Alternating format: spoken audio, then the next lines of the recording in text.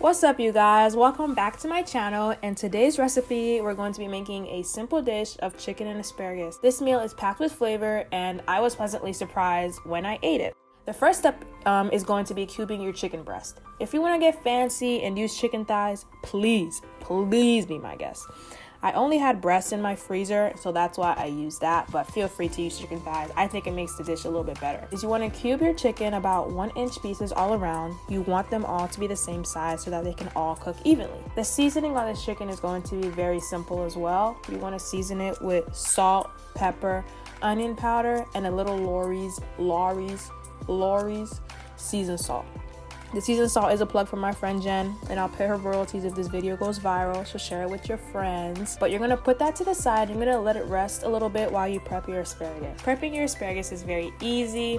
You literally just snap off at the ends. You find the breaking point and they break literally like a pencil. They snap just very easily like a stick, or they snap just like you after somebody you don't know very well has been making jokes and you're like, sis, relax. But you're gonna wanna wash your asparagus, put them to the side. So for this recipe, I decided to use one of my favorite pans, and I know last week I said the stainless steel was my favorite pan, but this is also my favorite pan. I love all my children. You want to add 2 tablespoons of butter and about 1 tablespoon of neutral oil, and I always use canola because it's what I have, but you can use I see a lot of people use avocado oil or even vegetable oil.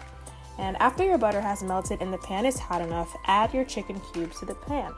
Fun fact about chicken that quite literally love changed the game for me is that when they're ready to be flipped, they'll let you know. They will easily lift from the pan. So when you're making chicken any other time, not this recipe, and you're trying to flip it and it's not working, just wait a little bit, and when it's ready to flip, it will tell you. Make sure to keep an eye on that chicken because you want it to be golden brown. As you can see, my trusty cast iron played me because half of my chicken came out my skin color and the other half came out looking like my sister's skin color. It's fine.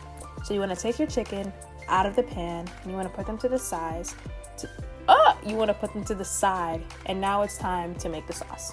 And you know, I'll come clean. I want to be a saucy girl. I want to make all the sauces in the world, but I'm not there yet. And so we're just going to start slow and steady. We're going to make this simple one. You're going to want to add water to the pan to deglaze the pan. That's just fancy cooking talk for removing all the tasty bits from the bottom. That's where all the flavor is. So you're going to want to kind of scrape that off as you're putting your water in the pan. Then you're going to finally chop 2 cloves of garlic and add them to the pan and the juice of 2 limes. Now, this is very important. Do as I say and not as I do. Do not squirt your hot sauce in this pan like I did. It was way too spicy, and I love spicy food. You want to put a tablespoon to start, and if you want more, you add more. You taste it as you go, and I just want to really emphasize that. You really want to taste as you go. After all the goods are in the pan, lower the heat and let it simmer, and it will start to get super thick. At this moment, about 3 to 4 minutes is the perfect time to add your chicken. And just, coat it in the sauce, move it around, let them get to know each other.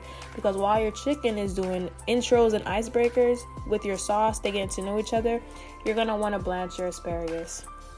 Blanching is super easy. I hope I'm saying it right because I'm definitely reading this. You boil a pot of water and you add your asparagus for about 2 minutes. If you go over 2 minutes, that's on you, brother. That's on you. For legal reasons, this is a joke.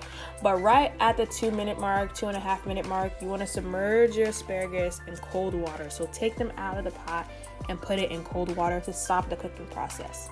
Then you want to add them to the group, kind of like ABC adds new girls to The Bachelor mid-season to cause some drama, except there's not going to be any drama here. They were expected. And you want to mix them up, and I want to say that there's more to the recipe, but there really isn't. It's really easy, it's really quick, and it's really tasty, and no matter where you are in life, this recipe will come through for you. You can switch out the vegetables for anything that you want, and you can use different kinds of protein if you want, but this sauce, that's the reason why. That's what makes this recipe what it is. Also, this is editing Sarah Lynn, and I just want to say, look at how green that asparagus looks. Like, this really was chef's kiss. Well, here it is. Obviously, you would eat it with rice, but I didn't make any, so we're just gonna try it as is. I never blanch my vegetables. I always just roast them. So this was a new little method. So we'll see.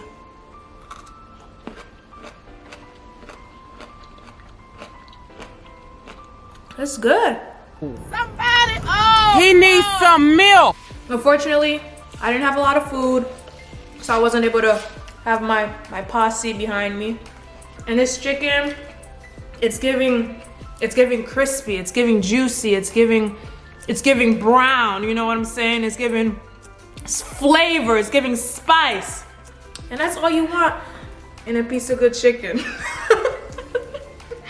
Thanks so much for watching. I'll see you in the next one. Don't forget to like and subscribe. And I will see you in the next video. Yeah, I get so scared. When I zoom in on your face again.